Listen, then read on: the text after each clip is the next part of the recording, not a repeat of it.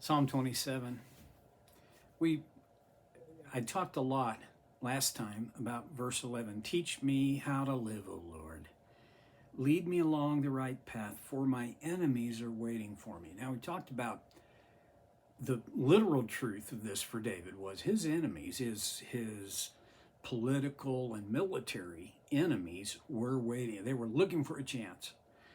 For us, we probably don't have those kinds of enemies, but we do have the enemy of our souls.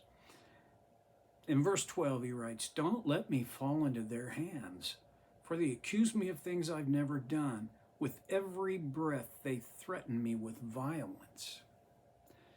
Well, this was literally true. Well, okay. I think he may have been using hyperbole because nobody breathes a threat with every breath. But it feels like it.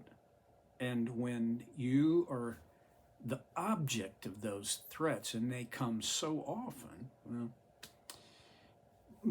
look at the beginning of verse 12. Do not let me fall into their hands. Well, yeah. And part of what that involves is don't let me, well, to fall is accidental.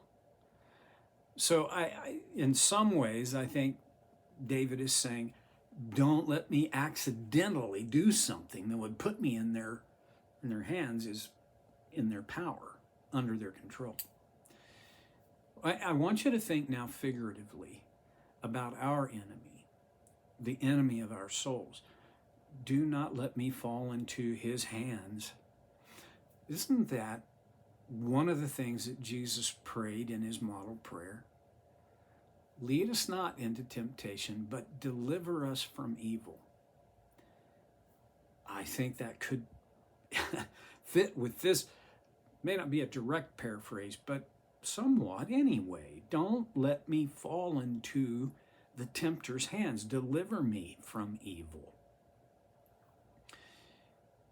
There are times when we simply fall into Satan's trap.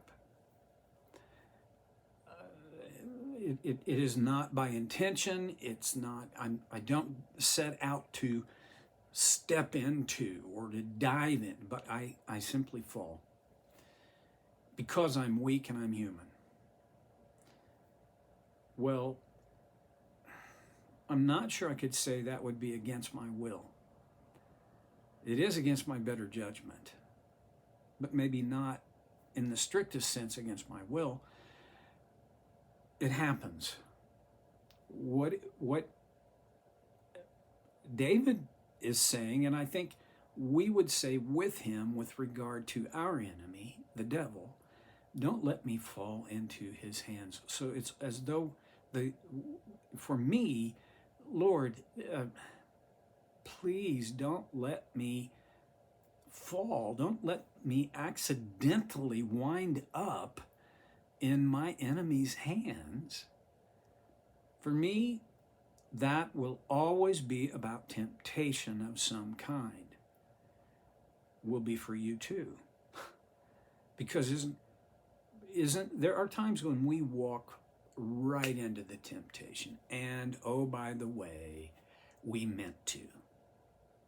But there are times when I fall into that temptation, and the reason I fall into it is because it could be more than one thing, but a couple of things I can think of. Number one, I wasn't paying attention.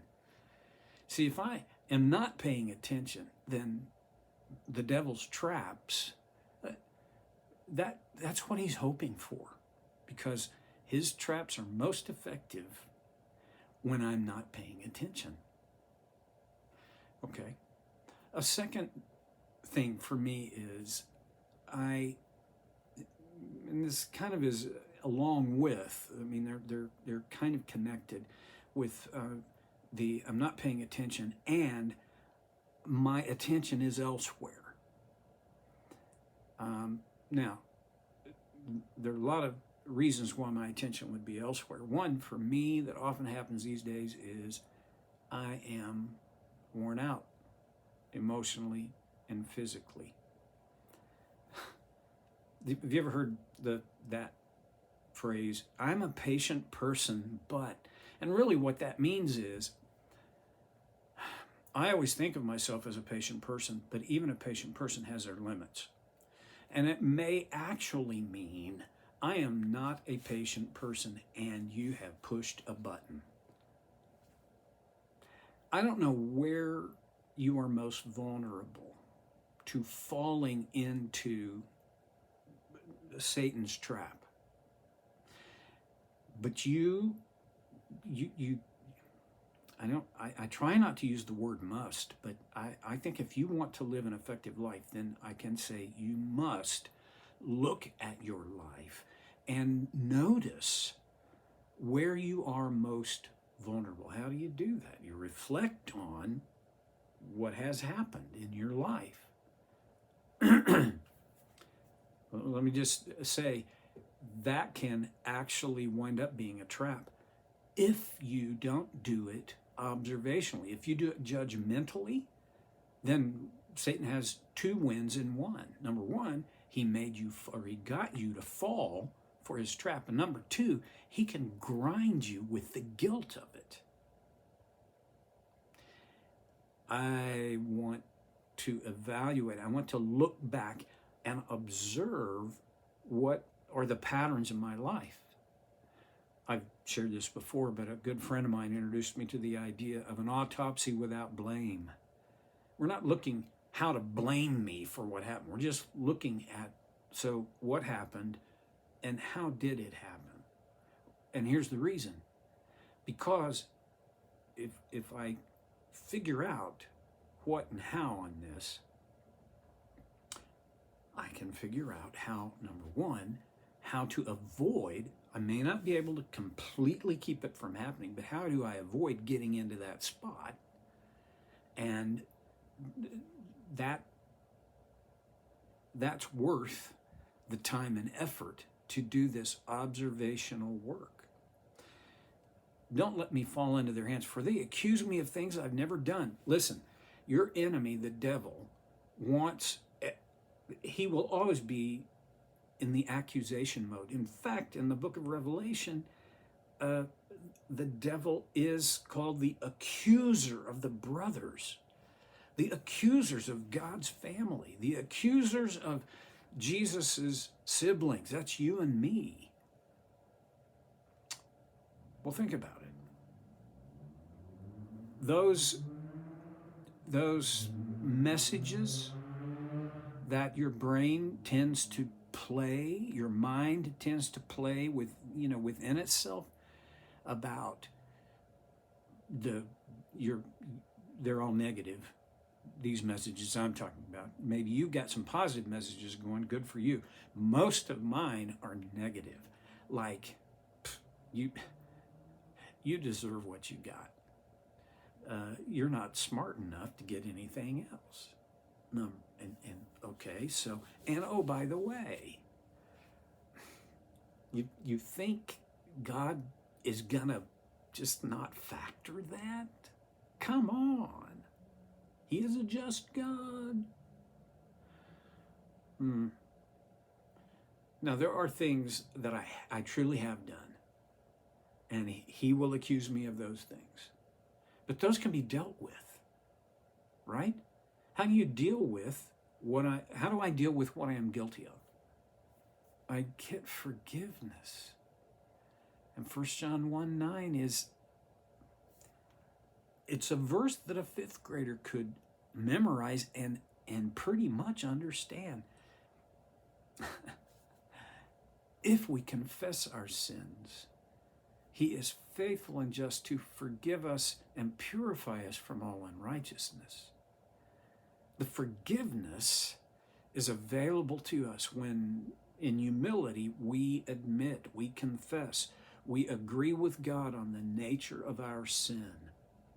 And the promise is God forgives. As a matter of fact, I take it upon the word of another who is versed in Greek who said the tense of that word that we have most often translated forgive, it can also be translated to have forgiven. And I've talked about this before, but it's a theme that I'm going to keep talking about as long as I live, I hope. When did that forgiveness happen? Well, you know what? Philosophically and theologically, it happened on a hill called Calvary when Jesus, nailed to a cross, suspended between heaven and earth, within minutes of his death, said, "It is finished." He died, and the gospel writer records the curtain in the Holy of Holies in the temple was torn in half from top to bottom. This was a clear symbol, a clear metaphor for the fact there was now no longer this curtain of separation between God and me, God and you. So the payment for all the sin of all people of all time was made in that moment. I suppose I'm convinced, more than a feeling, I am convinced that forgiveness was purchased for me. So on that level, when I confess my sin, God permits me to experience the benefit, spiritual, emotional, mental benefit of embracing the fact that that sin has already been forgiven and I am cleansed and purified. But the accuser, he doesn't stop accusing just because I can say I'm claiming 1 John 1:9. And frankly, for me, most of the accusations that he makes they're like what David writes about.